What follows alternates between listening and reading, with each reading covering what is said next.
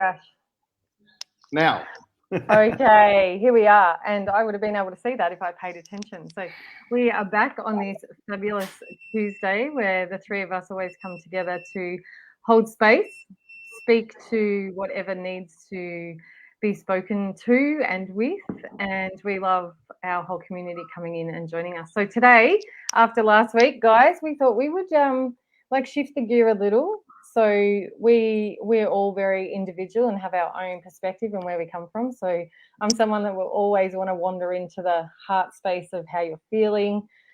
Rash, Rich, Richard, the trio of names there, and Sam are both amazing powerhouses in how to get you from where you are to where you want to be, whether that's through mindset and shifting beliefs and moving through some of the quagmire of that.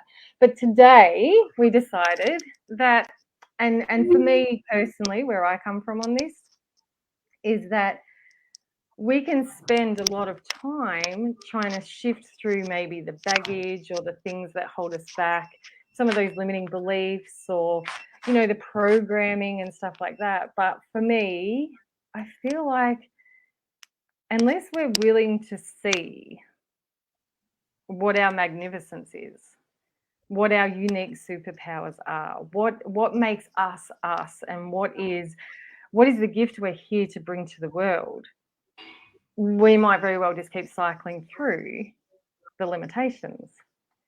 And so, in some ways, and curious as to what you think here, Rash, in some Yeah. ways, I think that owning our superpower, so being able to sit with, this is what I'm really good at.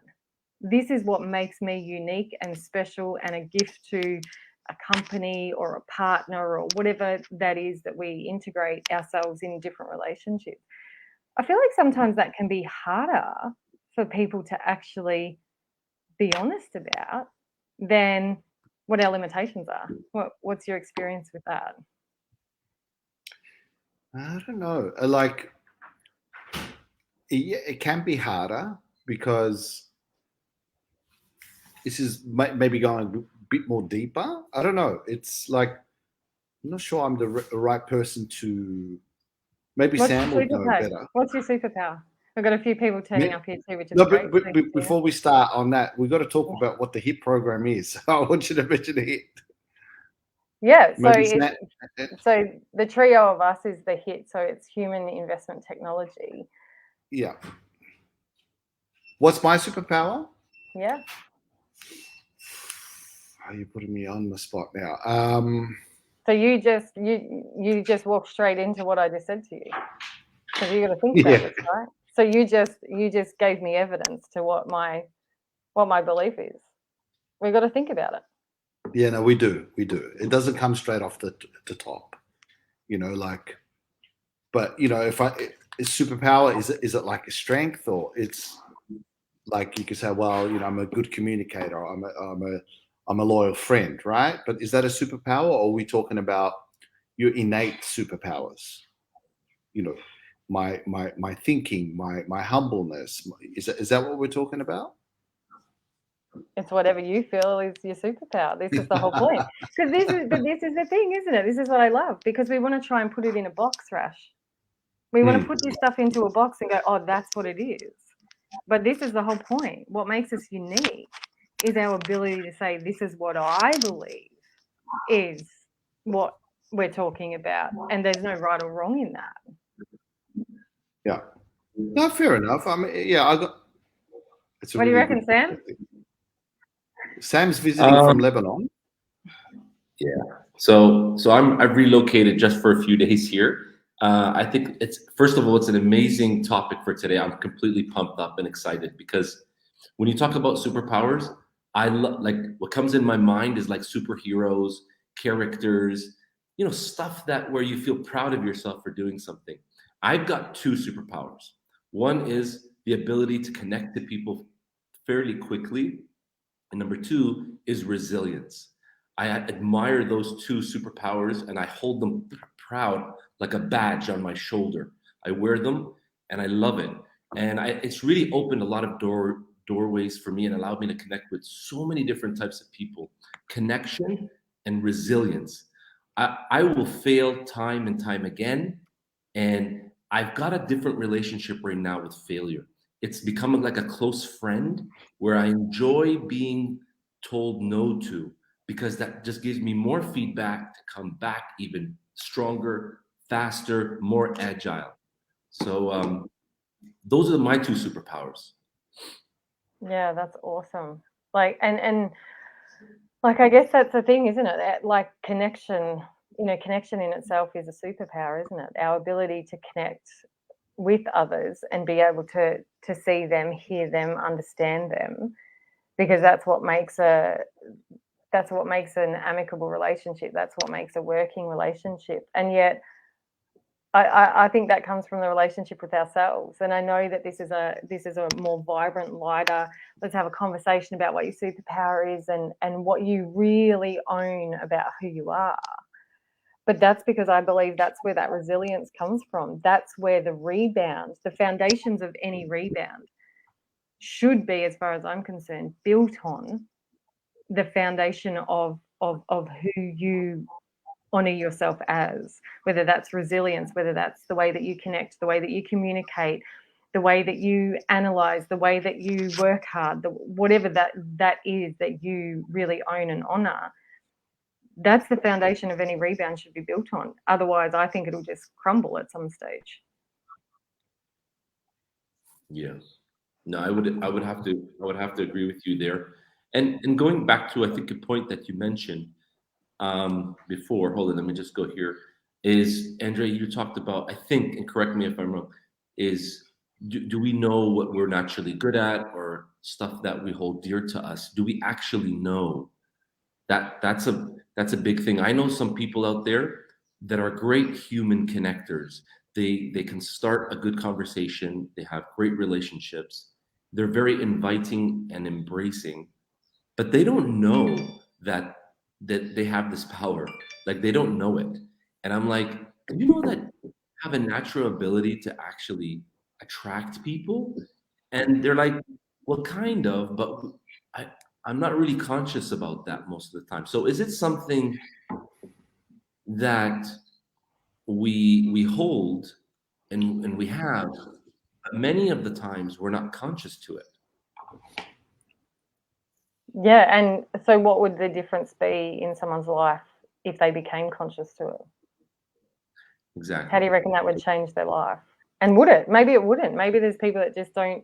They're getting on with life and they're creating what they want to create without being conscious to it. But I guess I'm talking directly to the people that want to go from point A and the way that they feel and what they're doing in life now to point B. And I think the bridging of that comes from really bringing the unconscious to the conscious and being able to not only see maybe what our last few weeks topics have been on in terms of our fears and our limitations and if we buy into drama or if we don't, but also the ability to really own what our strengths are, really own it in a very grounded, non throwing it out there and having to have other people see it. That's not what this is about. This is literally about how comfortable are you in being able to own in this safe environment your superpowers and what makes you unique. Because I think I think it's massive. Yeah, I guess most people don't even know they've got superpowers. This is what we're sort of like unleashing today, aren't we? It's a good starting point, right? Well, yeah. I mean, you asked me off the bat, and and I was like, I had to think about it. Like, okay, what is my superpower? And I said, alluded to, communication, which I think it is my superpower. But most people just don't know.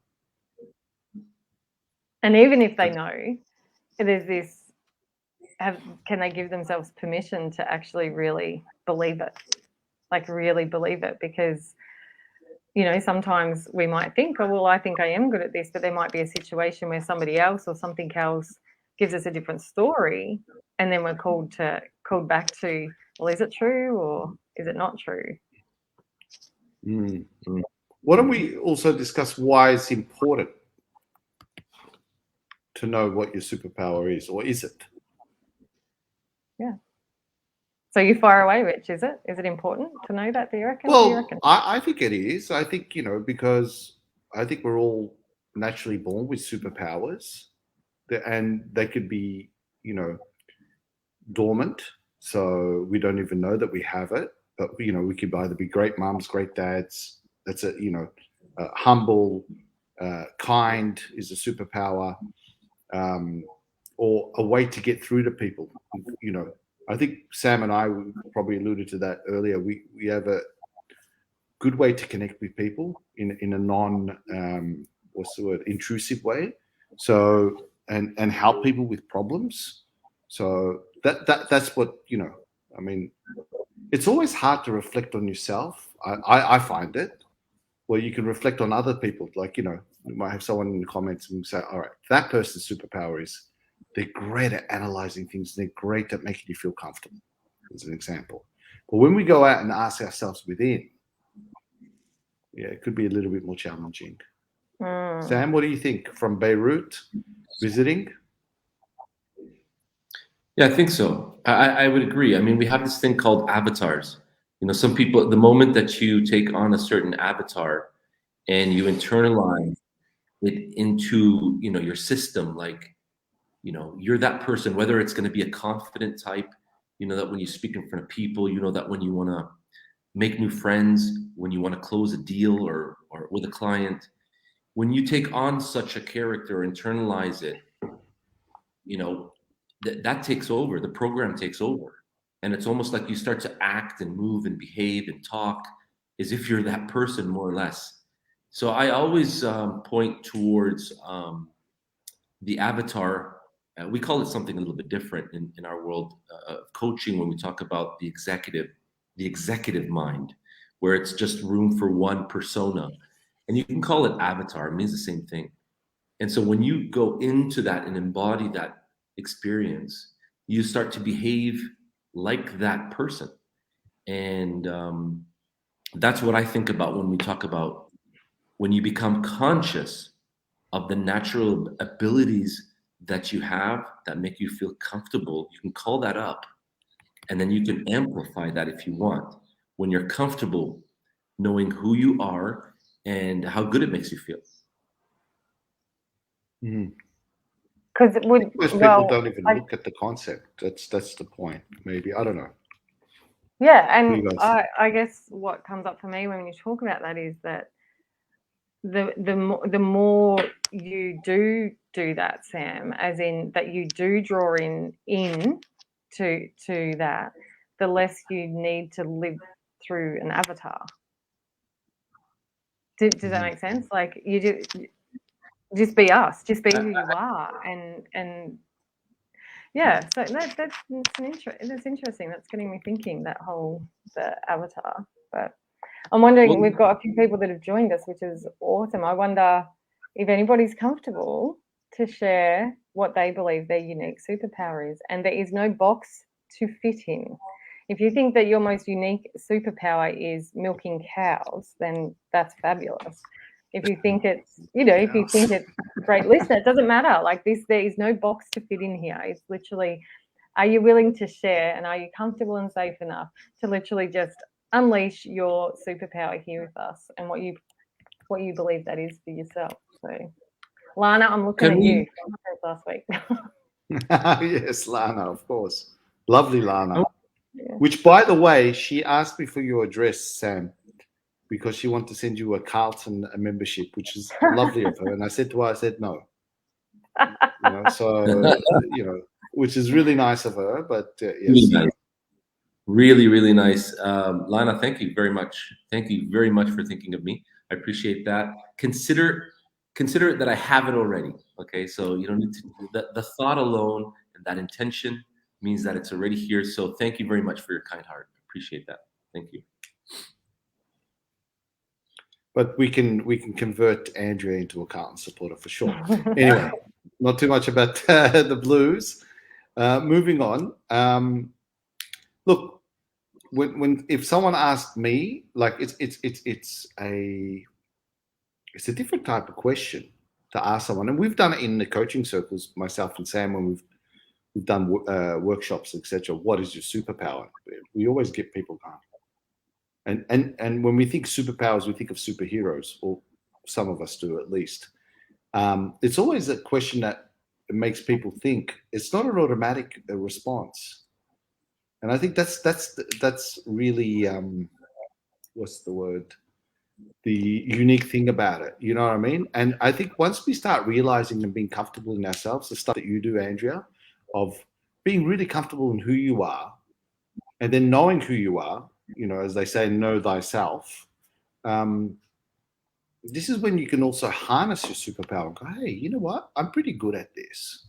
And I think that's the lesson of today and the conversation. I'd be really interested. I do want to get someone on live one time also if they want to talk about their superpowers. But you know, put the comments in the in there about what you think your superpower is, and we can discuss that. And I think it's the important point of today is just to highlight that we all born with these natural superpowers, right? And then when you're aware of that, when you're feeling crap or whatever, you can always refer to you having this superpower, you know, because we all do. There we go. Go ahead, Andrea. I think we've got Anne here also. We should get her on a little bit in a bit also, because I'm going to send her the link for this, see if she can jump on, and we can tell her to jump on Chrome. She needs Google Chrome or whatever and type into the link. But I'll put the link in for Anne to join us shortly. Go ahead, Andrea. Yeah, so I guess I was just going to maybe direct the conversation in terms of, you know, the unique superpower and the power that has in being able to transform our life when we recognize that it's okay to really be able to embrace that and own that and come back to that. And I guess how has that changed our life? Like, what can we reflect on in terms of when we have? So I guess what I mean is, when I step into it and when I allow it, one of my superpowers is to be able to trust the unknown. And we don't always, you know, sometimes we take off our cape, and that's okay. Life happens, you know. But that superpower really led to my family being able to follow what felt right for us, opposed to what the box said we should fit into. You know, we left jobs, we packed up and left every security you can imagine to follow what we felt like we were meant to be doing. Now, mainstream society probably says that that's a really good idea, because you haven't got a job lined up, you haven't got a house lined up, you've got 3 kids, like, what are you going to do? Yeah. It could go wrong. And yet the ability to trust that however the path is meant to turn out, wherever we're meant to land, I'm going to trust that that's what's meant to be. And so being able to harness these superpowers, whether that's connection, like you talked about, like what has come into your existence and what have you experienced because you have this innate superpower, whether that is trust, connection, communication, and being able to reflect on, because it's the feeling. Like, when I think about, holy shit, we left everything behind, and I've spent 2.5 years walking to the beach nearly every day. I was at the beach for 2.5 hours this morning. Like, oh my goodness. And it's the feeling that we get that is going to help support us to make those conscious choices that are going to transform our life. It's the energy of it. Like we spoke before we jumped on, Sam, about shifting the gear of the energy. That is what owning your superpower does, is shifts your energy into, holy moly, I can do this because this is the truth of who I am, whichever way that is, whether that's to move forward or sit back or however that works. Hey, love that, Andrea. Look, we've got a gentleman, his first time watching us, Ahmed Imam. He's just put, love the topic superpowers, one of Sam's friends and one of my friends. He's a top 10 influencer in the world. So big welcome. And we've got Anne in the background. So we're going to add her. She's here. So we're going to add her. And I want to just get you on, Anne, for a little bit and welcome you to the audience and to our program. And you can tell us a little bit about your superpower. Let me just add Anne. Anne, welcome finally to our show. Hello, guys. Sorry, I've been running around like a mad lunatic. It's timing is going crazy. Let me just close the door so you can. Sorry. Background. Not much to really tell. I love people, and I suppose my superpower is I have a knack of being able to step into people's shoes and empathize where they're coming from, and so that I can help them unloading their issues and working with them to see them more clearly. So that's my gift that I think I've always had, but I think I've only actively been using it in the last, quite a number of years. But but it's only been very recent that I've been actively putting it out there. And it's I find a very important power. And it's a bit like what you all here are here to do. You're here to actually hopefully encourage people to delve a little bit deeper to actually finding their own unique gifts. Because I was going to say that we all have lots of powers, and there's powers that we know that we use every day, but the ones that are sometimes the most deepest powers within us sit there unused and untapped. And it's until we actually give permission to ourselves to say, hey, who am I and what can I do? What actually delights us? Because whatever delights us is actually our superpower. And that's the invitation I always offer everyone. Claim all of yourselves rather than, just what you know of yourself. Go deeper to find out what that is. And that is our unique superpowers. Very nice. I like it. Now, I've noticed there's an Aussie accent there. So those who don't know. Yeah, I'm a real Aussie. I'm from Melbourne. You're from Melbourne? Okay, yep. Very good. Very good. Well, we've got a lot of Aussies watching in. I love that. And it's very similar. What you're saying is very similar to what Andrea sort of, pushes on the program. Sorry, Andrea, I came in late. I missed it all. Not at all. Not at all. That's fine. I love what... Oh, sorry. Go ahead, Anne. No, sorry. You go, Andrea. You go. I was just going to say you popped Lana's comment up there, and I would really love to speak to that because I think that's amazing. Which one? Let me just check. Yeah. So she's very protective, and I love that, and I'm sure if and like she has here reflecting on that, as in how does that not only transform our own world, but how does it transform other people's world? Like, how does that become a gift to the world? And I love that, Lana. I love that you can see that protectiveness in yourself that is actually what creates a ripple effect in the world, because there's a flow on from that in terms of when we really step in and own that, like you have here, Lana, it changes other people's world, which then it changes ours. It's like that's a circle of life almost, isn't it? So she's put another comment here. Yeah. She goes, I can't stand up for myself, but others, no problem.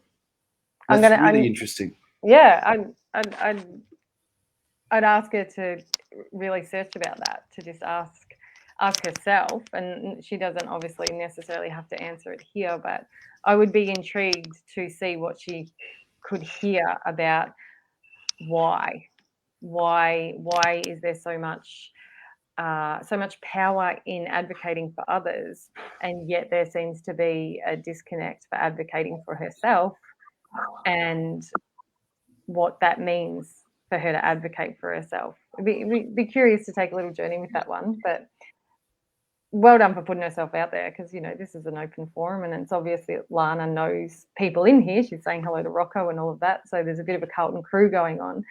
But it's always a Carlton crew. Yeah. But never underestimating. I haven't asked Anne who she goes for, by the way, because otherwise we'll kick her out or we keep her in. Who do you go for? I actually don't follow a team. That's really I'm so very sorry. Un-Australian. Very un-Australian. Yep, definitely. If there was a team that you would follow, when I was in grade school eons ago, you had to follow a team, and I ended up following Collingwood. You either followed Collingwood or Carlton you're those off. days. No. We're going to get you off. No, we're converting you to the Blues at the moment. So I suppose, yeah, I could be the devil's advocate and be on and sort of pitch for the other team. Sorry. No. We're going to get you as a Carlton supporter anyway, because we've got a lot of baggers here in Carlton supporters in the crew. I can be convinced. All right, great. We can maybe organise a membership for you too. So, and whilst we've got you on, yeah, tell us a little bit more about what you do and how you do. You help people, unearth their superpowers at all? I mean, I know we met with Sam and all of us and Andrea. I think you've met Andrea too on Clubhouse. Mm-hmm. Yep, I've so met maybe everyone you can on just Clubhouse. give some of our viewers just a bit of a background on yourself, and we'll get Sam back in because he's in Beirut with bad internet. But yes. Oh, yeah, that's fine. Yeah, sad to see. Sorry about that, Sam. It's always a pain. I hate technology. It stuffs us up all the time. What my bent is about actually helping people find themselves. So I'm the type of person, if you're ready to go down that personal journey, I become totally alive and I walk that journey with the people. The way I do that is I use what's called archetypes. So in other words, what I'm really doing is trying to get people to really see their own personalities. And I use different techniques, and it's usually reliving or trying to find, that's what archetypes are. They're different powers, basically. So every one of our personality traits is a different type of power within us. And what I do is I try and unearth where those powers have more or less developed or have been seen in their past, and to see where they've been hopefully built and also where they've been broken down, so that they can reclaim themselves back and become the bigger presentation of who they are. That's actually in a nutshell. But I come alive when people are ready to really do that self-exploration, because it's an amazing journey, because it literally clears every obstacle, because it literally explains how we draw those obstacles into our lives and how they become obstacles that limit us from being as big and as large as we are. And it's a reminder of how huge we all are, and we've forgotten that. So in many ways, what I really encourage people to do is to go back and realize that beautiful, youthful child that they were born into the world with is what they can live and go back to being as happy and as full and as content as we were as children. And it's about reclaiming all of the powers that we've given away. I mean, we just had Lana mention something really powerful. So she's become an advocate to actually protect others. In the interim, she's then told herself, no, I don't deserve as much as everyone else around us. And I would help that situation, and to give her permission to go back and to reclaim that. So she not only does it because you never stop advocating, in fact, it'll empower you more because you realize where the gift comes from, but it also will empower her. And so she can be even better at it. So that's a bit of me in a nutshell. Oh, great. Well, thanks for that. That's a great intro. Andrea, I just wanted to say and put you in the big box. Andrea, Lana's put this comment. I wonder if you can share some light on this. And I think this is really important because maybe we can help her on this. She says, "Yeah, I'll get walked over to go figure."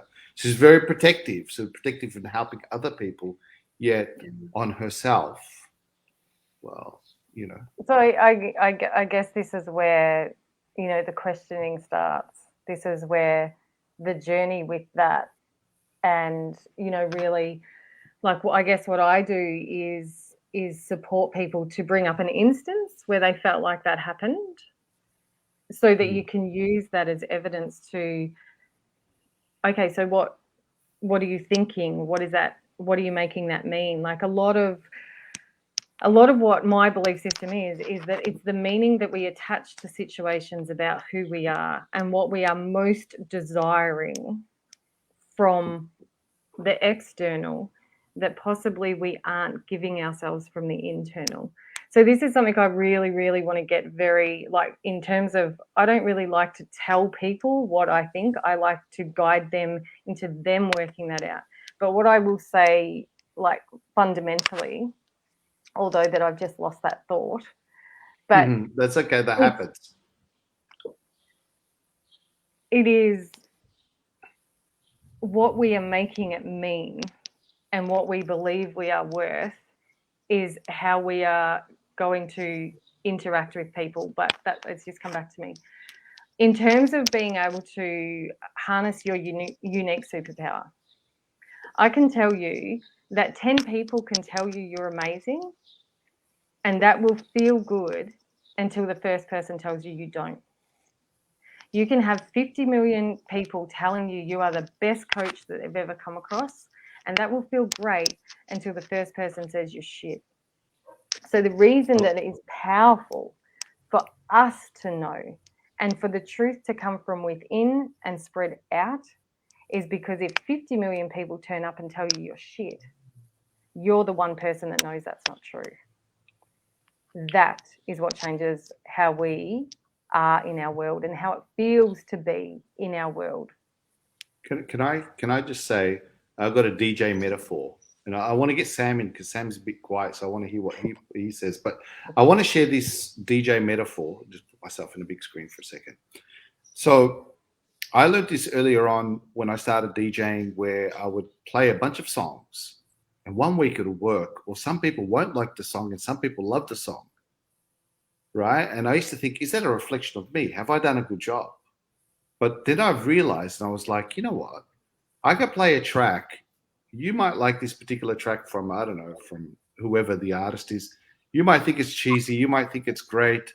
Whatever it is, it's not a reflection on me as a DJ. So I was just saying, Sam, well, you come back in, the DJ metaphor, the same sort of thing, that if I wasn't confident in myself, I wouldn't be able to become a really great DJ for 25 years. And it's a superpower to understand also that things are not personal. There's someone else's beliefs or points. Now, if you're getting a majority of people saying, you know, you're playing crap music, as an example, then I would look at it and relook at what I'm doing to get better. But in general, I have to. The biggest thing I've learned is to believe in myself. Sam, I want to get you on in the big screen from Beirut. There you go. Hey guys, sorry, I've been having some real bad connection issues right here. Although I love to connect with people. I'm not sure if you can hear me clearly. So no, we can. You're go. totally fine. Okay, super. Yeah, so I missed a little bit about what you were saying, and I caught a little bit about what you were saying. So cool. I hope everyone's listening. Rich, I didn't hear your DJ metaphor. I was struggling to reconnect, but on that topic, I'll pass on this one because I'm not going to add to that thread right now because I'll lose track. Yeah. Well, here's a question from Gina that maybe you can answer. So maybe get yourself back into the big screen and maybe you can answer this one, or anyone in the panel, Andrea or Anne. I just wanted to get you involved, Sam, but your connection's better. But guys, Andrea or Anne, you guys want to have a crack at this? Can I just quickly respond to what you said about the music, and then I would like to respond to Gina if that's okay. Yeah. So I guess there's a difference for me in terms of, so you're playing great music, people loving it, or you're playing music and they don't like it, and being able to take feedback and learn from it is totally fine. Like, that's great. There's a difference between the opinions and the feedback that we get being that or impacting our identity. So when we make it about us, or they didn't like the music, so I must be a crap DJ, is very different to they didn't like the music, so how can I, change up my playlist so that I'm engaging them better? They're very separate things. And I think we need to be really mindful of separating our experiences with who we are. And then with Gina, with her, can your superpowers, like caring and trusting so much, actually cause you more grief? So my question to that, Gina, would be, do you know what is behind your caring and trusting in other people? Because it's the place of which you are caring and trusting others that is going to determine whether that hurts you and hinders you, or whether it's just who you are. And that's a contemplation that somebody needs to take for themselves, asking, why do I care and trust others? What's behind that? So once you understand behind that, then what's the meaning process of her thinking it's creating more grief? Like, this is where I'm not understanding. Maybe, like, she's got a superpower. I know Gina personally, and very caring, trusting, also very protective. She'll, if she likes you and loves you, she'll stand up behind you and a whole bunch of different things. She sees the good in everyone, which is her next comment. But so I guess my thing is, so how's it causing? I'll just go straight to it. I'm not saying that this is what's happening, Gina. I don't want you to take this as if this is me analysing what you're doing, because I'm not. What I see a lot is that we care and we trust because that's what we want from others. And when we don't receive it, we then feel hurt by it. So are we giving, are we showing up in life, loving, trusting, caring, doing these great, amazing things because that's who we are, or because deep down, that's what we want showing up in our life? And when it doesn't, that's the grief. To be able to live a life without expectation on anyone showing up for us is the hardest hurdle to ever overcome. And yet it's the most powerful place to live our life from.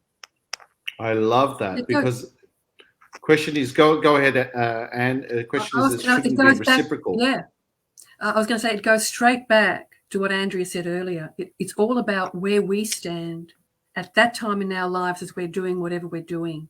So depending on how we feel about ourselves, everything we'll do will then come back to us. Now, yes, by advocating for others and caring about other people, it may put yourself in a worse situation. That might happen anyway. But the way you will deal with that depends on how we are about ourselves and how comfortable we feel about ourselves, because we become so vulnerable when we put ourselves on, on behalf of others. Because what you're actually asking is, please don't kick this person, come back and kick me instead, because I'm going to protect this person. So we need to realize that we have to be strong to be able to take that punch and not feel it on behalf of someone else. So unless we know where we stand, we won't be able to deflect that punch, because it's usually someone else being disempowered and finding a punching bag to punch. So the onus, the responsibility always lays very firmly in our own lap to be in charge of our own emotions and know where we stand in every circumstance. So that's the way I would suggest that one. I'm not sure that makes sense, but I hope that helps. It does, because Gina's got back to says, yep, good. Totally understand. Thank you. I've got it. So true. And this is the point of our topics and why we do this on a weekly basis, is that we're just trying to put tips and tricks from our world of, NLP or coaching and etc. We want to go out there and help people and give them tips, and especially now with COVID and everything that's happening at the moment, if we can just have this platform this is why we say share, put it out there. Someone might just watch this video and get a great tip and go, okay, I do have a superpower. Okay, I shouldn't, process it in this particular way. And I think what you were saying, both of you, Andrea and Anne, saying that together at the same time quickly would be a bit difficult, is also related to Gina and Lana. I think that's sort of like, because it's the meaning process. It's really scaling it back and going, okay, what am I making out of this? Is it personal? Am I expecting something to be reciprocal? If you have no expectation, absolute no expectation, and it's not personal, then why would you get upset? If you're just Do you know what though, Richard? What will happen is that even when I can take this person, I've been doing work on myself all my life, and I can know some traits of myself, but I don't know all of them. So it's an ongoing journey. So even when we still can be strong enough, there's always yet another layer that's going to hurt us, that we're going to feel it. So it doesn't ever stop. So it's just being open and owning that part of the exchange comes from our own inner unawareness, basically. So it's pretty tough. It's pretty tough. And so I'm just going to acknowledge the way we protect ourselves is to realize and claim the strengths we do have and hold them very, very openly. There's That's a comment here from Lana. Whereas we're not also. being given permission to do that, are we? Yeah, there's a comment here from Lana. I don't know, ladies or Sam, if you want to try and chop. Sam's having some technical difficulties with him, so you know. Can I answer that for Lana while I'm up here? Lana, the thing is, you know what the biggest thing is? We have to love. I mean, here we go. I'm going to go woo woo again. We've got to appreciate ourselves. You sound like Andrea. Yeah. We are universal spirits. It's just universal truth, right? But it's true though. You forget the word love. How about appreciate? How about we've got to give ourselves permission to know we hold value, so we can trust what we think, so we can stand firm for ourselves. So in other words, I mean, we can rely on others to tell us we're good, but as Andrea said, it's almost meaningless. The only person we need to hear that from is from ourselves. So until we can do that, Lana, you won't be able to protect. You can't protect yourself. You'll only be trying to get others to protect. And, in that, it's again what Andrea said. If you're protecting others, what you're really saying is, I'm going to protect you. So hopefully somewhere down the track, you'll also return the favor and protect me. But we need to learn to be able to do that for ourselves. And it's only up to us to actually realize, yes, I am strong enough. Yes, I have, accomplished things in my life that give me permission to really feel entitled enough to claim power. Sorry, I'll be quiet because I've taken over the thing. So sorry. So that no, was it's totally Lana. cool. That there was Lana. Go. Lana, I'll almost guarantee that hate getting in trouble. That holds some of your answers. That those things that come to the top there like that, I hate getting in trouble, that's where the journey begins. That's where you begin to untangle what it means about you if you were to do something that got you in trouble. And where did that start? Like, it could be, like, I'm very much about the inner child, but I don't like to hang out there too much. It's great to get a bit of a bit of a understanding of how these beliefs and how these patterns become ingrained in us. But the reality is, to untangle ourselves, we have to be here right now, as a 43-year-old woman or however old we are. You're 43? I'm nearly 43. I know I look 21. Stop it. But this is the thing. Each bit of information, everything that Gina says or Lana says or anybody says about this, these are the stepping stones. This is where your answers lie. I promise you that it's true. What's Rocco got? Only a very small part of the bigger picture. Somewhere in the universe, a star died so we could be here. Oh, Rocco, we could have some interesting conversations. Rocco. I like that one. Does that mean we become the star, Rocco? Is that what is that what's happening here? A star died, so the star in us is born. Sam's wanting to jump in. Yeah, get Sam in. Let's get Sam in. Hold on. Go ahead, Sam. Guys, I have to apologize. I'm really looking at you, and I can't hear your audio very clearly. It's very, very choppy, including the picture. So I can't really participate, and I don't want to say something that's really out of line or not in the context of the conversation. So I will have to sign off. Sorry, but sign off, dude. My station. Anne, it's nice to see you joining us today. Andrea, as always. Rich, thanks again. Guys, I'm signing off. Hope you have an awesome week. Take care of yourself. And we'll see you next week, okay? Take care. Say the word. Carlton. Love it. The American accent. All right, cool. Thanks. Rash, all right, let's, can you just bring up Lana's comment there? Is that okay? I'd really like to respond to that.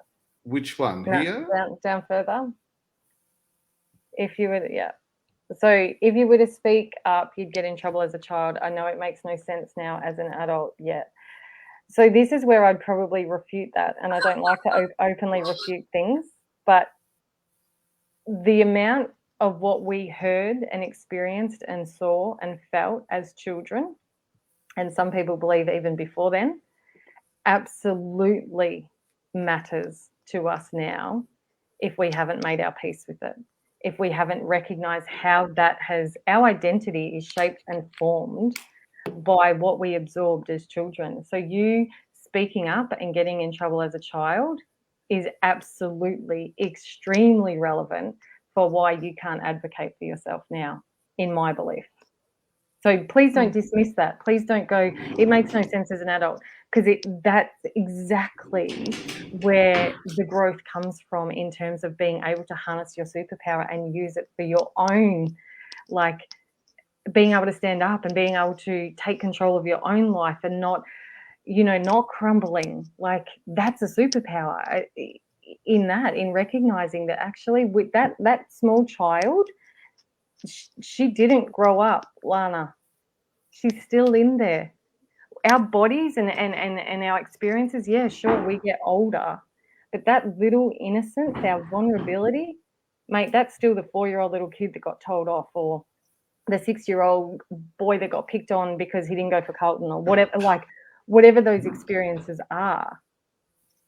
They hold a lot of information that can absolutely change the way you feel about yourself. Oh, shut up now. I love No, my turn. I'm going to jump in. Yeah, go ahead. The case is that, as a young child, if the reason you speak up is because your inner child knows the answer, believe it or not. So here you are, you scream out and you say, hey, the answer is 3. And someone turns around and says, you can't possibly know. You can never know. You be quiet. From that day, you end up questioning your ability to instinctively know and to take charge. So you can do it for others because it's still there. But when it comes to you, you've turned that volume right down to almost, off. And so you don't give yourself permission to really stand up. And that's how it works. So we need to go back. And it's so fantastic that you recall, and that's what happens. You end up recalling exactly the events that literally put you into that sense of helplessness. And then from there, you then realize, oh my God, it was then. I had a client once that actually said that the child was absolutely a larger than life child, bubbly. Everybody loved her. She was a really talkative and all the rest of it, and was always the life of the party.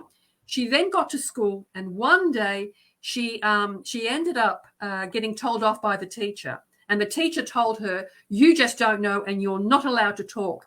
From that day, she turned from being a larger than life entity and energy to totally shutting down. So, and that inner voice, that inner knowing doesn't disappear because she is still that larger than life person, but she didn't give herself permission to shine. So it goes down the track. Then she says, I can never take a role. I can never find my voice to speak up. And what we worked out was it was that particular time in her life that shut it down for the rest of her life. It's scary as. And then once you claim that, you then start looking at, oh my God, in that event I didn't talk up, in that event I didn't talk up. And so then you start saying, oh my gosh, that's been imposed upon me. That is not my choice. I've taken on other people's choice to disempower myself. So then you start saying, oh my God, I can claim this back. They were wrong. I was right. And then from there, our entire, reality starts to shift and change. So as you watch yourself saying, no, I can't say it, you think, no, hold on, that isn't me talking, that's them, and they're wrong, I'm right, and I give myself permission to speak again. And that's what's so powerful. And so that's reclaiming the power that you've always had since day dot. And it's recognizing I need to shine that way. So then that gives you permission not only to advocate, but to be. I just wanted to say, that's brilliant. Andrea, you were going to say something. Let me get you into the box.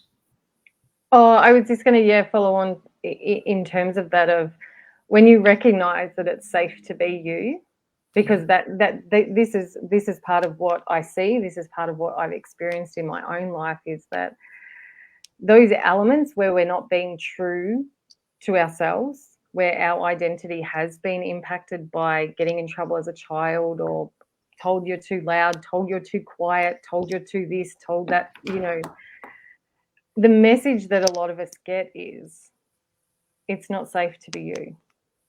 It's not safe. It's not safe to be in trouble, because this internal questioning is what we're really needing to know is it safe enough for people to love me? If I get something wrong, will I still be accepted? If I'm too loud, will I be accepted? If I'm too quiet and shy, will I be accepted? If I run too fast, too slow, too cocky, too innocent, what it comes down to is, will the world, my parents, my friends, my teachers, my whoever out there, are they going to accept and love me as I am? And the fear that when these things happen, that maybe we're not going to be, we morph and change to ensure that safety. That's what I think anyway. Ladies, seriously, the lessons that we're getting out here, fabulous. I just want to say, from an NLP perspective, what you both are talking about is, and I want to link this back to the topic of today, which is the superpower. And I think the superpower that we all have, if there's one lesson out of today, is that we have the ability to make changes in our life. It's a superpower. So whether you've been traumatized as a kid, which has also created your unconscious behavior for the future, we have a superpower to make that change with the right guidance. Guidance from yourself, Andrea, and myself or Sam, can help people. And I can tell you, and I'm sure you ladies can say the same thing, worked with hundreds of people that have been able to, I had a guy that used to stutter for 25 years. He doesn't stutter anymore. So all of these things that you thought that you could not change, hey, give you the good news. You have the superpower within you to make the change. Now, there's a comment here I'm going to read from Andrea. Not Andrea, sorry. I want Andrea to look at. And it's from Di. And we can read that out. And I think we're going to wrap up in around about 8 minutes. And I love having you on, Anne. Please join us. Love being here. It's my element too. Yeah. Self-awareness is key to emotional intelligence, and our emotional intelligence is what assists us in responding rather than reacting. This self-awareness is what has made me realize that I have multiple superpowers. Absolutely.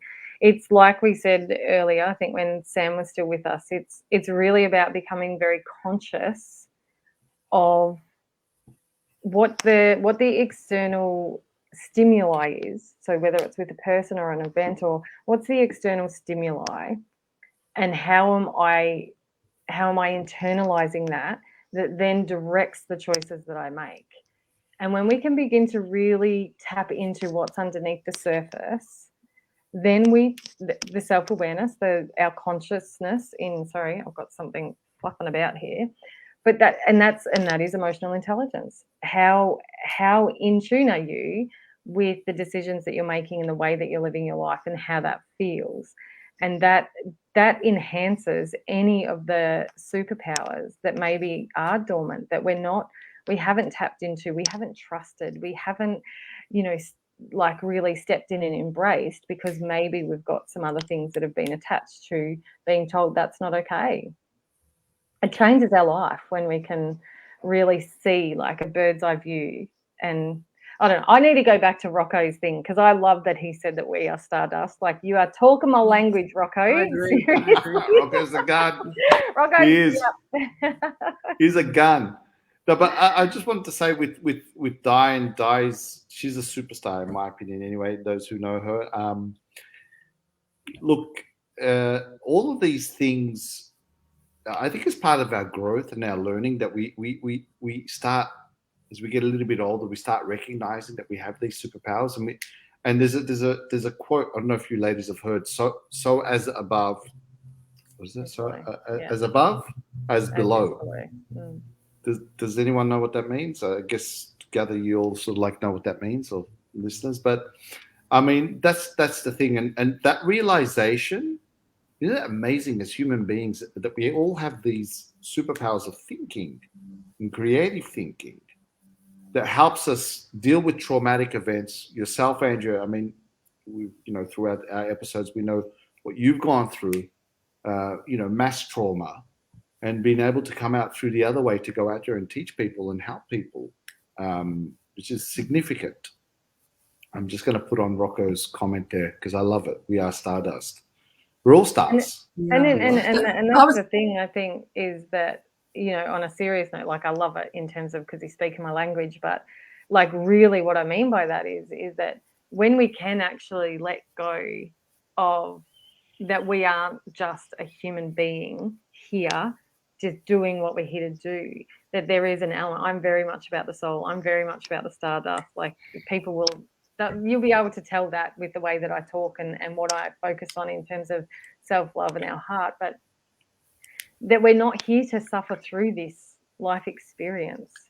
We are here to continue to evolve and continue to embrace and accept all aspects of who we are, because we come from dirt, we go back to dirt. Like, let's enjoy the ride as much as we can as we're here.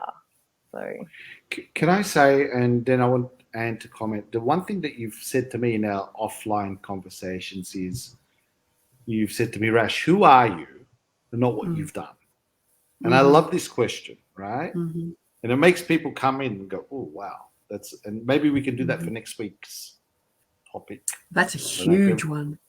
What do you guys think of that topic for next week? Who are you, and not what you've done? Perfect, because that's how I was going to follow through with that, actually, in the respect that we've all been brought up and being told what we need to do, who we should be, who we need to do. It's exactly what you just said.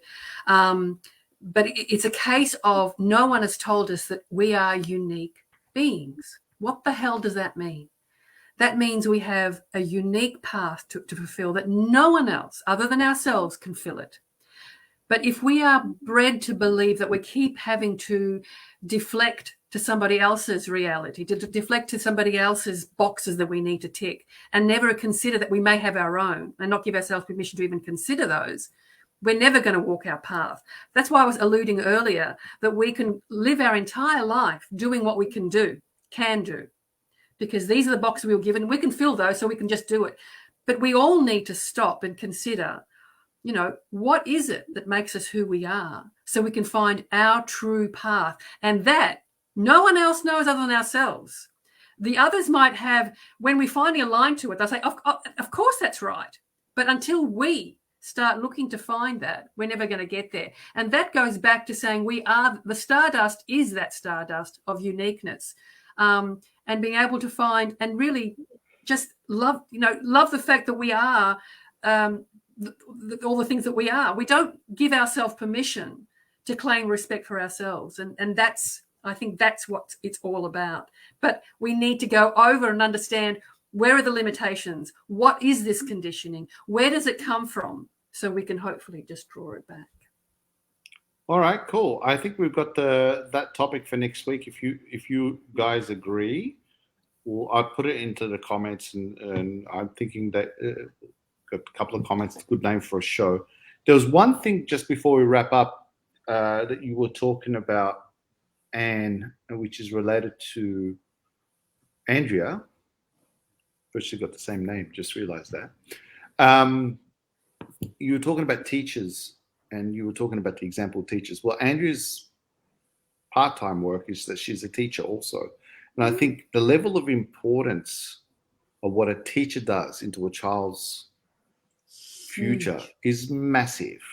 Huge. So I don't know about you, Andrea, if you could just touch on that just slightly a little bit, and then we'll wrap up, and we'll be on next Tuesday with this topic of who are you and not what you have done, which I think is a cracker. Go ahead, Andrea, and let's. I'm not overly. This is not going to come to us as a surprise to anyone that I'm not very traditional in the way that I teach, because I don't believe that we teach anyone anything. I believe that we help guide them into learning. And that's for kids, that's for adults. And at the end of the day, I do 1 day a week with preps at the moment, and I'm more interested in how their heart feels than whether or not they can write ABC or 1, 2, 3. Because when you know how your heart feels, you'll learn how to do that in your own time. And so just touching back on what the topic is in terms of that being and doing and who are we. I don't want anyone to feel like what we do is not important, because that's not my truth. That's not my belief. I absolutely think what we do is super important. I just like to help people build the foundations of who they are, so that what they do is in alignment with the truth of who they are. Because if you can no longer do those things, so this has been my experience. I was a wife. It was something that I did. It was very important. Don't get me wrong. I'm not dismissing how important relationships are. But when you wake up one day and you can no longer do that because your husband doesn't come home, then you're left wondering who you are, on top of the grief of the fact that you're never going to see them again. Your children are never going to know their dad. One of the biggest things that I ever had to recognize was that I didn't know who I was, and I'd started to build on top of a very rocky foundation. And a lot of people do it because it does come with an age thing, like you said, Rash, that, as we grow and we experience life, we might start to look through a different lens. But this is why I do what I do now, because I want young people to build a foundation on knowing the truth of who they are, so that what they do feels good. Can I add one more thing on that, which is so powerful? Go ahead, Anne, before we wrap up, because we've just gone over an hour. Very quickly, because with teachers, where the minute the kids come to school, it's all about ticking boxes. So I think the biggest skill any teacher should have, or the way the education system should go, is actually allowing kids to be as different as they possibly can, and actually honoring the fact, honoring them for their differences, not for their similarities. I reckon that's another interesting topic. I think I would love to do in the future after this one, and if you guys remember it, because the educational system, in my opinion, needs a complete upgrade. Overhaul. Absolutely, because it's originally formulated to, for the Industrial Revolution, with making people read and write to be a factory worker, and wear uniforms and stuff. Anyway, don't get me started on that, because I can we'll be harping on that one.